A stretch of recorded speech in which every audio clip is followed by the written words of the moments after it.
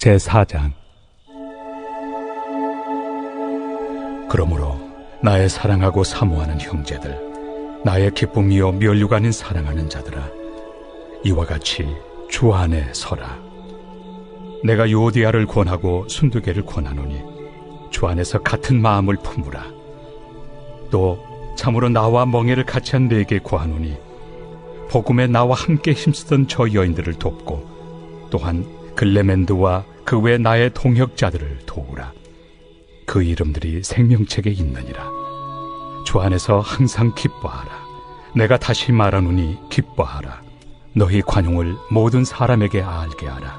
주께서 가까우시니라. 아무것도 염려하지 말고 다만 모든 일에 기도와 간구로 너희 구할 것을 감사함으로 하나님께 아뢰라.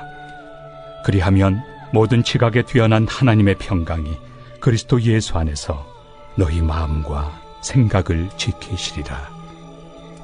끝으로 형제들아, 무엇에든지 참되며 무엇에든지 경건하며 무엇에든지 옳으며 무엇에든지 정결하며 무엇에든지 사랑받을 만하며 무엇에든지 칭찬받을 만하며 무슨 덕이 있든지 무슨 기림이 있든지 이것들을 생각하라. 너희는 내게 배우고 받고 듣고 본 바를 행하라. 그리하면 평강의 하나님이 너희와 함께 계시리라. 내가 주 안에서 크게 기뻐함은 너희가 나를 생각하던 것이 이제 다시 싹이 나매니 너희가 또한 이를 위하여 생각은 하였으나 기회가 없었느니라. 내가 궁핍함으로 말하는 것이 아니니라. 어떠한 형편에든지 나는 자족하기를 배웠노니 나는 비천에 처할 줄도 알고 풍부에 처할 줄도 알아. 모든 일, 곧 배부름과 배고픔과 풍부와 궁핍에도 처할 줄 아는 일체의 비결을 배웠노라. 내게 능력 주시는 자 안에서 내가 모든 것을 할 수 있느니라. 그러나 너희가 내 괴로움에 함께 참여하였으니 잘하였도다. 빌립보 사람들아, 너희도 알거니와 복음의 시초에 내가 마게도냐를 떠날 때 주고받는 내일에 참여한 교회가 너희 외에 아무도 없었느니라. 데살로니가에 있을 때에도 너희가 한 번뿐 아니라 두 번이나 나의 쓸 것을 보내었도다. 내가 선물을 구함이 아니요 오직 너희에게 유익하도록 풍성한 열매를 구함이라. 내게는 모든 것이 있고 또 풍부한지라. 에바브로디도 편에 너희가 준 것을 받음으로 내가 풍족하니 이는 받으실 만한 향기로운 제물이요 하나님을 기쁘시게 한 것이라. 나의 하나님이 그리스도 예수 안에서 영광 가운데 그 풍성한 대로 너희 모든 쓸 것을 채우시리라. 하나님 곧 우리 아버지께 세세 무궁하도록 영광을 돌릴지어다. 아멘. 그리스도 예수 안에 있는 성도에게 각각 문안하라. 나와 함께 있는 형제들이 너희에게 문안하고 모든 성도들이 너희에게 문안하되 특히 가이사의 집 사람들 중 몇이니라. 주 예수 그리스도의 은혜가 너희 심령에 있을지어다.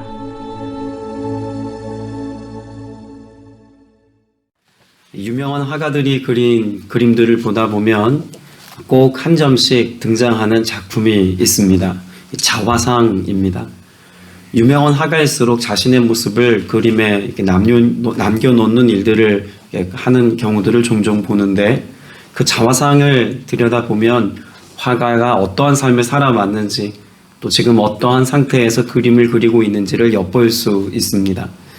단지 지금의 모습만이 아니라 그 안에는 무엇이 서려 있기 때문에 그럴까요? 내 삶의 흔적들이 서려 있기 때문에 자화상을 그려놓은 모습을 보면 그 사람의 모습과 생각과 삶의 역사를 짐작해 볼 수 있다는 것입니다. 여러분, 이것은 유명한 화가만 할 수 있는 일이 아닙니다. 우리에게도 스스로의 모습을 그려볼 수 있는 삶의 태도가 언제나 필요하다고 봅니다. 여러분이 여러분 스스로의 모습을 그려본다면 지금 어떤 모습일까요? 자화상을 그려낸다는 것은 단지 우리의 모습을 거울 보고 따라 그리라는 이야기가 아닙니다. 지금의 내 생각, 지금의 마음, 지금 내가 갖고 있는 삶의 가치들, 또 내가 내 삶을 바라보는 시선들, 이것들을 글자로 몇 가지만 적어보아도 오늘 내가 어떤 모습인지를 스스로 진단해 볼 수 있는 그런 충분한 조건을 우리는 갖고 있습니다. 오늘 이 하루를 우리가 시작하면서 자화상에 대해서 생각해 보려고 하는 것은 오늘 빌립보서 4장에서 사도 바울이 우리에게 가르쳐주는 그 자족함, 스스로 만족하는 자족의 영성 속에는 바로 그와 같은 스스로의 모습을 진단해 볼 수 있고 점검해 볼 수 있는 삶의 태도가 함께 포함되어져 있기 때문에 그렇습니다. 사도 바울은 우리의 삶 가운데 우리가 너무나도 잘 알고 있는 아주 놀라운 또 비밀한 언어들을 우리에게 오늘 본문을 통해서 말하고 있지 않습니까? 11절 말씀에 보면 나는 어떤 처지에서도 무엇하였습니다? 스스로 만족하는 법을 배웠습니다. 라고 말합니다. 개역개정 성경에 보면 자족이라는 단어를 쓰죠. 사도 바울이 자신의 삶을 이 자족이라는 단어 하나로 충분히 설명하고 있다고도 말할 수 있을 것입니다. 근데 우리가 여기서 주목해 보려고 하는 것은 자족할 수 있기까지 그가 어떠한 삶의 태도가 있는지를 보아야겠죠. 스스로 만족하는 법을 뭐 했다고 말합니까? 배웠습니다 라고 말합니다. 12절 말씀도 보시기 바랍니다. 그 어떤 경우에도 적응할 수 있는 비결을 뭐 했습니다? 배웠습니다. 그러니까 사도 바울은 그와 같은 성품을 타고난 것도 아니고 또 누구로부터 그것을 값을 지불하고 내가 그것을 얻은 것도 아닙니다. 배웠다고 말합니다. 누구에게서 배웠을까요? 가르치는 사람이 있지 않았겠습니까? 내가 배웠다면 가르쳐 준 이가 있어야 배웠다는 말이 합당합니다. 누구에게서 배웠을까? 예수 그리스도에게서 배웠다라고 말할 수 있습니다. 그걸 증명해주는 내용이 오늘 본문 안에 가득합니다. 자, 2절에 보면 주 안에서라는 표현을 쓰고 있죠. 이게 한 번만 나오는 게 아닙니다. 2절에서 주님 안에서, 4절에서 주님 안에서, 또 7절에서 그리스도 예수 안에서, 10절에서 나는 주님 안에서, 또 21절에도 보면 그리스도 예수 안에 있는, 그러니까 사도 바울이 지금 가르쳐주는 모든 삶의 해법, 사도 바울이 말하고 싶고 교훈하고 싶은 그 모든 영성과 믿음의 가치는 어디로부터 비롯되는 것일까요? 주님 안에서 그가 배우고 알게 된 내용이라는 것입니다. 자, 그러면 우리가 어제도 잠깐 생각해 보았습니다만 주님 안에서 라고 하는 것은 과연 어떤 삶을 말하는 걸까요? 어제 나누었던 3장 말씀에서는 복음과 연관해서 제가 설명을 드렸습니다. 예수 그리스도의 십자가의 죽으심, 여기에 참여하는 것, 그리고 예수 그리스도의 부활에 참여하는 것, 이것이 결국은 우리가 그리스도 예수 안에서의 삶이다라고 하는 것을 잠깐 언급했는데 오늘 4장에서 말하고 있는 주님 안에서의 삶은 어떤 것을 우리에게 말하고 있는 걸까요? 다 그런 건 아닙니다만 4절 말씀에 보면 주님 안에서 항상 기뻐하십시오라고 명령어로 쓰여져 있습니다. 그러니까 주님 안에서의 삶의 가치를 전제하고 5절에 보면 그렇게 주님 안에서 기뻐할 수 있는 이유를 뭐라고 설명하고 있습니까? 주님께서 가까이 오셨습니다 라고 말합니다. 그럼 주님 안에서 항상 기뻐하다라고 하는 말은 단지 우리가 기쁨을 기뻐할 수 없는 중에도 선택해야 된다가 아니라 내가 기뻐할 수 없는 중에 나의 삶에 가까이 다가오시는 그 주님을 발견하고 주님이 함께 해주시는 것으로 인하여 기뻐할 수 있다고 말하는 거죠. 이거 다시 한번 부연 설명해 주는 것이 있습니다. 9절 말씀에도 보면 그리하면 평화의 하나님께서 여러분과 뭐 하실 것입니다? 함께 하실 것입니다. 역시 그리스도 안에서의 삶을 가르쳐주고 있는 사도 바울은 주님께서 가까이 여러분 곁을 지키실 것입니다. 여러분과 함께 할 것입니다. 라고 말합니다. 그러니까 결국은 그리스도 안에 있다는 것은 어떤 정서적이고 영적인 분위기를 말하는 것이 아니라 예수 그리스도께서 오늘 내 삶 가운데 실제로 현실의 문제에서 고난이라고 하는 삶의 환경과 상황 속에서 함께 하셔서 내 고난에 동참해 주시고 그 은혜를 베푸시는 것을 내가 경험적으로 안다는 것입니다.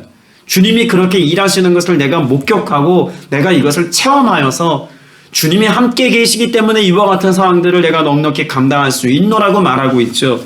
자, 오늘 12절 말씀에도 보면 그 어떤 경우에도 적응할 수 있는 비결을 배웠다고 말합니다. 사도 바울이 말하는 비결이 뭘까요? 어떤 대단한 능력과 대단한 어떤 지혜를 가지고 있어서 이 모든 상황을 자족할 수 있는 게 아니라는 겁니다. 사도 바울은 지금 감옥에 있습니다. 모든 것이 부족하고 결핍된 상태입니다. 사도 바울을 도와주고 있는 사람도 소수에 불과합니다. 그렇지만 그와 같은 상황 가운데 사도 바울이 내가 만족합니다, 나는 기뻐할 수 있습니다 라고 말하는 것은 사도 바울이 환경이나 상황을 지금 보고 있는 게 아니라는 겁니다. 주님 안에 라고 하는 말 속에는 나와 함께 하시는 주님께 내 시선이 머물러 있습니다 라고 하는 것을 말하고 있는 것이죠. 우리가 감사를 잃어버리고 기쁨의 고백을 놓치는 때는 언제일까요? 환경이 더 크게 보일 때입니다. 우리의 삶이 암담하여서 어두워서 어디에다 한 발을 내딛어야 할지 제대로 보이지 않는 상황일 때 우리는 마음이 두렵지요. 그러다 보면 우리 안에서 제일 먼저 놓치고 빼앗기기 쉬운 것이 기쁨이고 감사입니다. 때문에 사도 바울은 우리 안에서 기도와 간구를 가지고 나아갈 때 어떤 모습으로 나아가야 된다고 말하고 있습니까? 6절에 보면 아무것도 염려하지 말고라고 전제합니다. 그리고 이야기하죠. 모든 일을 오직 기도와 간구로 하되 여러분이 바라는 것을 어떻게 감사하는 마음으로 하나님께 아뢰십시오.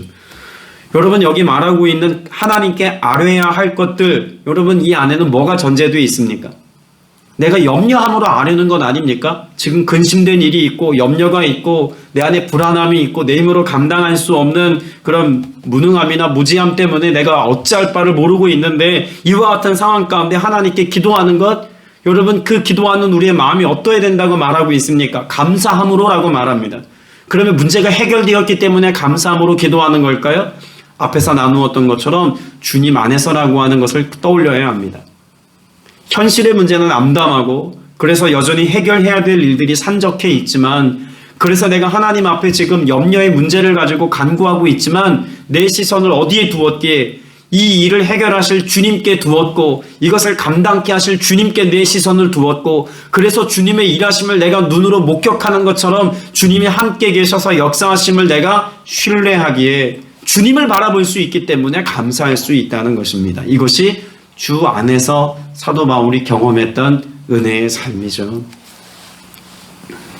주님 안에서 주님께 시선을 두지 못하면 우리는 자꾸 상황을 보려고 합니다. 어제도 외부에서 인터넷으로 하는 그 집회 강사로 초청을 받아서 가서 말씀을 전하고 왔습니다. 비슷한 형편에 있는 교회인데 어쨌든 목사님과 교제가 되어서 교회 가서 집회를 인도하는데 말씀을 전하기 전에 사무실에 들어가서 목사님하고 잠깐 교제를 나누는 시간이 있었습니다.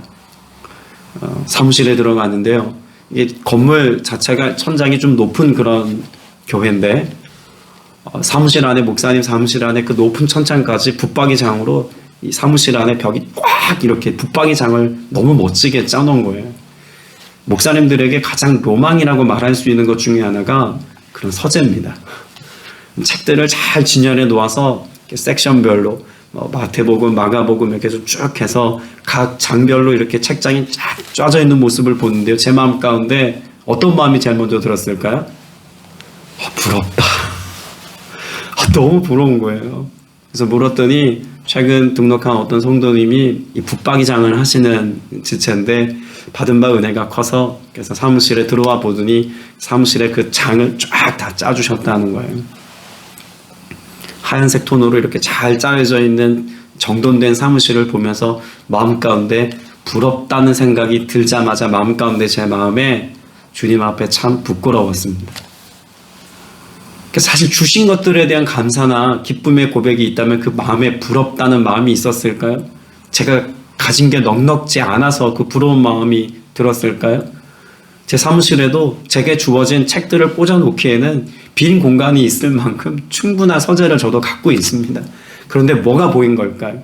저보다 더 많이 갖고 있는 어떤 누군가의 모습을 보니까 제 상황에는 지금 제가 충분히 감사할 게 있음에도 불구하고 그게 더 좋아 보이고 크게 보이니까 감사를 잃어버리고 부러운 마음부터 찾아오더라고요. 집회를 인도하기 위해서 단위에 섰는데 여러 지체들이 함께 막 분주히 움직이는 모습을 보았습니다. 방송을 위해서 뒤에서 음향을 만지는 지체도 있고 또 인터넷으로 부흥 집회를 하다 보니까 또 영상 장비를 만지는 지체도 있고 찬양하고 또 찬양 인도하고 또 악기를 연주하고 같이 찬양을 부르는 지체들도 있는데 역시 또 마음에 무슨 생각이 들었을까요? 부럽다 이런 마음이 또 드는 거예요. 주일날 혼자서 핸드폰 가지고 영상을 어떻게든 좀 교우들과 나누기 위해서 혼자서 음향 만지고 영상 보고 뭘 하는 제 모습을 떠올려 보니까 괜히 마음에 부러운 마음이 생기더라고요. 또 마음이 어땠을까요? 조금 전 사무실에서 말씀을 전하기 위해서 기도하면서 좀 전에 주님 제 마음이 참 부끄럽습니다 그랬는데 단위에 서자마자 또 똑같은 마음이 제 마음 가운데 찾아오는 것을 보고요. 얼마나 더 부끄러웠겠습니까? 오늘 제가 전하려고 하는 말씀의 주제가 뭐라고요? 자족입니다. 근데 이미 그 집회를 인도하기 전에 오늘 전할 새벽 예배 말씀을 제가 묵상하면서 그렇지. 자족의 영성이 내게 있어야지. 주님 내게 자족하는 마음, 감사하는 마음, 기뻐하는 마음 이런 마음 가지고 살아갈 수 있도록 은혜 달라고 말씀도 묵상하고 기도도 하고 또 그런 예비된 마음을 가지고 집회 현장 가운데 갔는데 여러분 그게 채 1시간도 지나지 않아서 제 안에 감사를 잃어버리는 모습을 보면서 얼마나 제 스스로가 부끄럽고 또 불쌍해 보였는지 모릅니다. 주님 우리의 삶 가운데 이와 같은 은혜들이 있음으로 인하여 감사합니다. 기뻐합니다. 찬송하고 기도하지만 여러분 성전을 빠져나가는 순간 어쩌면 우리 안에서 감사를 잃어버릴지도 몰라요. 그게 지금 내가 살고 있는 내 영적인 민낯이고 현 주소일 수 있습니다. 때문에 우리에겐 어떤 삶에 대한 갈망이 있어야 될까요? 사도 바울이 그랬던 것처럼 주님 안에서 주님이 함께 하시는 은혜를 내가 단 한순간도 놓치지 않는 믿음의 태도와 영적 시선이 우리에게 있어야 한다는 것입니다. 사실 사도 바울이 가지고 있는 그 비결 내지는 비밀이라고 말하는 게 뭐 대단한 게 아닙니다. 사도 바울은 늘 마음 가운데 무엇을 품고 살았을까요? 늘 예수 그리스도를 마음에 품고 살았습니다. 예수님이라면 어떻게 했을까? 예수님이 지금 무엇을 기대하고 계실까? 예수님이 나와 함께 하셔서 나를 통해 무엇을 이루실까? 예수님의 관점에서 생각하고 예수님의 시선으로 바라보고 예수님이 원하시는 그 일들을 이루기 위해서 정말 생명 걸고 그와 같은 사역들을 감당했습니다. 여러분 더 놀라운 고백이 뒷부분에 가면 등장하는데요. 18절 말씀에 보면 사도 바울은 자기 자신의 지금의 삶의 모습을 어떻게 설명하고 있냐면 나는 모든 것을 받아서 풍족하게 지내고 있습니다 라고 말합니다. 다시 한번 말씀드릴까요? 사도 바울 지금 어디 있다고요? 감옥에 있습니다. 그를 도와주는 사람도 곁에 없습니다. 그의 삶 가운데 지금 손에 쥐고 있는 재정도 빌립보 교회 성도들이 조금 공급해 준 것이 전부입니다. 이 사도 바울은 자비량 선교를 했죠. 자기가 텐트 만드는 일을 해서 사역을 위한 자급자족을 했습니다. 그런데 지금 감옥에 있으니 자기 일도 못합니다. 교회가 주는 조금 도와준 그것도 여러 교회가 도와준 것도 아니고 빌립보 교회로부터 도움받은 그 조금의 것을 지금 지니고 있는 게 전부입니다. 지금 사도 바울 곁에 있는 사람은 이런 도움을 주기 위해서 찾아왔던 에바브라디도 이 사람이 그 사도 바울 곁을 지키고 있는 유일한 사람인지도 모르겠습니다. 그런데 그럼에도 불구하고 사도 바울은 지금 뭐라고 말하고 있냐면 나는 모든 것을 받아서 풍족하게 지내고 있다고 말합니다. 이게 지금 어울리는 표현일까요? 사도 바울의 형편과 상황을 지금 보자면 이건 결코 어울리지 않는 표현입니다. 자, 그러면 왜 이런 고백을 하고 있을까요? 사도 바울은 감옥에 있는 지금의 상황이 하나님이 내게 열어놓으신 지금 내게 허락하신 환경과 상황이라는 신뢰와 믿음이 있었습니다. 때문에 그 환경 속에서 그 환경 안에서 내게 주어진 이 조금의 재정 또 내 곁을 짓고 있는 소수의 사람 이것만 내게 있어도 내가 사역을 이루어가고 주님을 기쁘시게 하는 이 일을 감당하기에는 뭐하다는 겁니까? 충분하다는 겁니다. 적어도 오늘을 살아가는 동안 내가 호흡하고 기도하고 일상을 살아가는 일에 부족함이 없도록 충분하게 돌보시는 분이 주님이신 것을 사도 바울은 믿었다는 거죠. 정말 그래서가 아니라 그가 믿었습니다. 여러분 우리 안에 이 믿음의 확신과 소망의 고백이 여러분 안에도 회복될 수 있고 선포될 수 있게 되시기를 주님의 이름으로 축복합니다. 여러분 이것이 믿음이라는 것을 어디서 알 수 있을까요? 19절 말씀도 보세요. 나의 하나님께서 자기의 풍성하심을 따라 여러분 지금 사도 바울은 예수 그리스도를 어떤 분이라고 고백하고 있습니까? 풍성하신 주님이라고 고백합니다. 내게 주실 수 있는 것이 한이 없으시고 나에게로 주기로 작정하시면 세상의 모든 것들을 다 쏟아부어서 내게 주실 수 있는 공급자인 것에 대한 신뢰와 믿음의 고백이 사도 바울 마음 가운데 있다는 이야기입니다. 그래서 하나님께서 자기의 풍성하심을 따라라고 말하고 있는 거죠. 그리스도 예수 안에 있는 영광으로 여러분에게 무엇 하신다고 말씀합니까? 필요한 것을 모두 채워주실 것입니다. 필요한 것을. 자, 그럼 여기서 우리가 주목할 것은 필요라는 단어죠.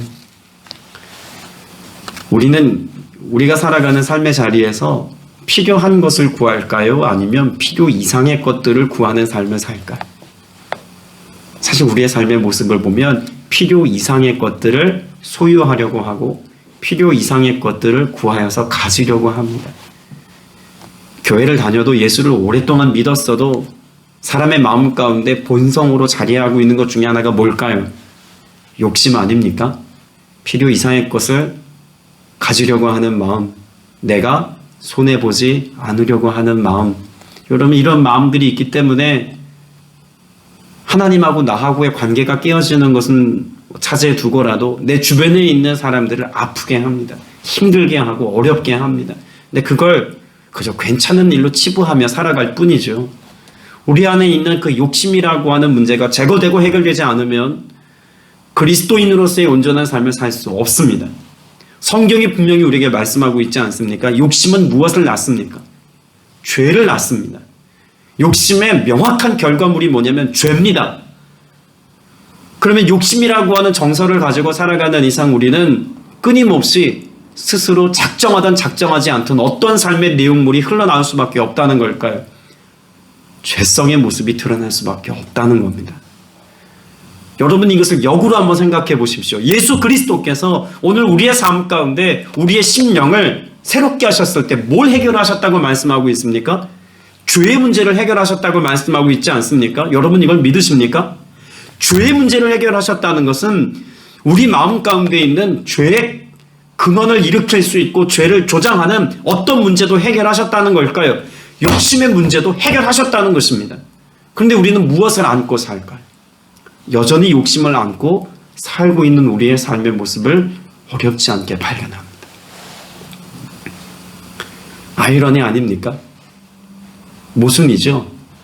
그러면 저와 여러분이 믿음의 자리에서 주님 앞에서 어떤 기도 제목을 가지고 나아가야 하겠습니까? 주님, 내가 예수를 믿고 구원받아 하나님의 자녀가 되었다고 확신하고 믿음으로 삽니다. 그런데 여전히 내 안에 주님께서 해결해 놓으신 죄의 문제 안에서 자유하지 못하다면 주님이 나와 함께 계시는 예를 내가 풍성히 누리지 못하는 것 아니겠습니까? 주님, 내 안에 사도 바울이 고백한 것과 같은 자족함의 마음, 그래서 필요한 것 이상의 것들을 쌓아두려고 하는 이와 같은 욕심의 마음이 제거되어서 정말 내 마음이 그리스도의 마음에 합한 마음이요, 주님께서 내게 열어놓으신 그 믿음의 길을 걷기에 충분한 삶이 되게 하여 주옵소서. 우리의 기도와 간구는 이런 방향성을 가지고 있어야 될 줄로 믿습니다. 그런 믿음의 고백이죠. 20절 말씀에 보면 하나님 우리 아버지께 영광이 영원히 있기를 빕니다 라고 고백합니다. 여러분, 이 고백도 참 놀라운 고백입니다. 하나님 우리 아버지께 영광이 영원히 있기를 빕니다. 그러면 그 영광이 내 것 되게 하여 주옵소서의 고백이 아니라 하나님께 영광 되기를 원합니다. 지금 무슨 고백을 지금 하고 있는 걸까요? 하나님께서 앞선 19절에서 말한 것처럼 예수 안에 있는 영광으로, 그러면 그 영광의 실제가 뭐라는 겁니까? 나의 필요한 것들을 주님이 채워주실 때 그것이 채우시는 주님의 영광으로 우리에게 나타난다는 이야기입니다. 그럼 내가 자족하고 내가 감사하고 내게 오늘 허락하신 은혜 안에서 기쁨으로 살아가는 이것이 영광이 될 때 그 영광이 많은 사람들에게 알려지는 영광이 되게 하신다는 겁니다. 누굴 통해서요? 저와 여러분을 통하여서. 그래서 하나님 아버지께 영광이 되는 거죠. 나를 통하여서. 오늘을 살아가는 동안 여러분의 삶에 사도 바울이 고백하고 있는 것과 같은 그런 주님으로부터 흘러넘치는 기쁨이 있기를 축복합니다. 목사님, 기뻐할 수 없는 상황인데요. 재정의 문제가 여전히 쌓여있고 건강의 문제가 나를 괴롭히고 주변의 사람들을 나를 힘들게 하는데요. 기뻐하라고요? 그건 사치입니다 라고 말하고 싶은 분이 있을지도 모릅니다. 그러나 우리가 기뻐하는 이유는 환경이 아니라 무엇 때문이라고요? 주님 안에서, 주님 때문입니다. 더불어 여러분의 마음에 평강이 있기를 원합니다. 7절 말씀에 보면 하나님의 평화가 여러분의 마음과 생각을 뭐 하시기 때문이라고 고백하나요? 지켜주신다고 말씀합니다. 주님이 지켜주시겠대요. 여러분의 생각 지키시고 여러분의 마음을 지켜주셔서 두려워하는 마음, 감당할 수 없는 인생의 문제 앞에서 망연자실한 우리의 마음 주님이 지켜주시겠대요. 그럼 내가 붙들어야 될 것은 상황의 해법이나 해결이 아니라 뭘 붙들어야 됩니까? 내 마음과 생각을 지켜주시는 주님을 오늘도 붙잡고 살아야 되지 않겠습니까? 여러분과 함께 하시는 그 주님께 여러분의 삶의 전부를 맡기고 믿음의 고백을 가지고 오늘을 살게 되시기를 바랍니다. 여러분, 자족은 단지 내 상황을 보고 내가 요만큼 필요한데 요만큼 주셨구나가 자족의 영성이 아니라 오늘 내 상황 가운데 요만큼 있는데 이걸 주님이 내게 주고 계심을 내가 내 눈으로 목격하는 것처럼 사는 것이 자족입니다. 주님께서 오늘 내게 많은 것이 필요하다면 많은 것 주시겠죠. 조금의 것 혹은 아무것도 가지지 않아도 되는 삶을 살게 하신다면 또 그 안에서 주님이 내게 주신 것 안에서 감사할 수 있고 기뻐할 수 있는 것이 믿음의 성도가 사는 삶의 태도입니다. 어렵다고요? 어렵죠. 내가 내 힘으로 하려고 하면 어렵습니다. 그래서 사도 바울이 끊임없이 뭘 얘기합니까? 주님이 가까이 계십니다. 주님이 함께 하실 겁니다. 함께하는 주님이 여러분의 생각과 마음을 지키실 겁니다. 사도 바울은 우리의 힘으로 되는 문제가 아님을 이미 인정하고 있는 것입니다.